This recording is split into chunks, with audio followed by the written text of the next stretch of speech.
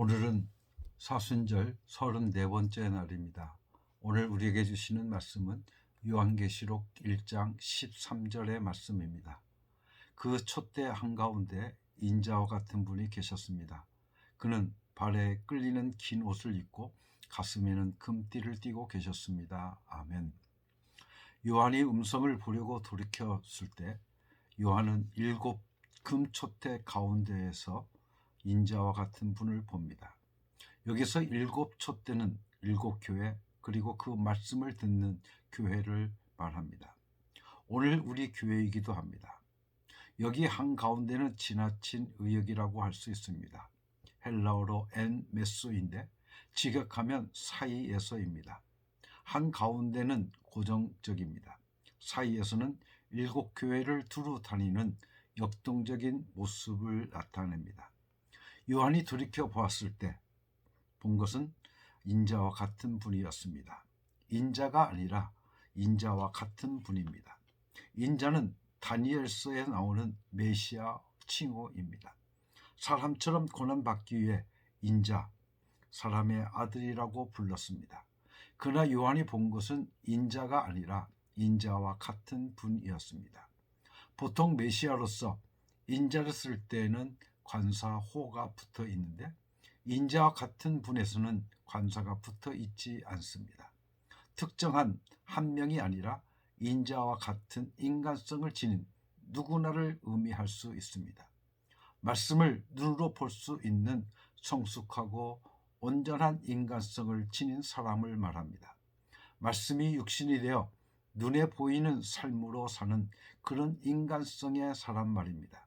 그리고 인자와 같은 인간성이라고 하면서 인자를 설명합니다.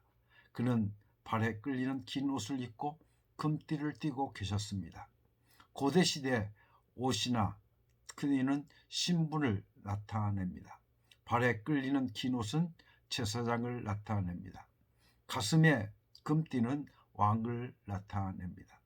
인자는 하늘에 올라가 하나님의 오른편에 계시면서 지금도 우리의 죄를 위해 속죄를 드리는 제사장이십니다. 이제 물어봅니다.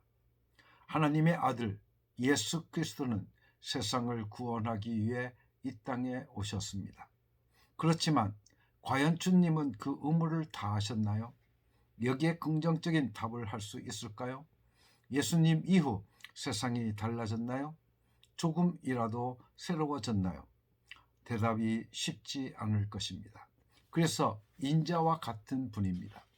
인자와 같은 인간성을 가진 사람의 아들을 요구합니다. 바로 그 사람의 아들이 교회 사이에 있는 우리 자신이 아닐까요? 그를 믿는 사람마다 멸망하지 않고 영생을 얻게 하려는 것이다. 그래서 믿는다는 말은 그와 하나 되어 그처럼 사는 것을 의미합니다. 즉 인자 같은 사람으로 살라는 말입니다. 인자와 같은 분의 목은 우리 목입니다. 그렇게 우리를 향해 왕과 같은 제사장들이라고 말합니다.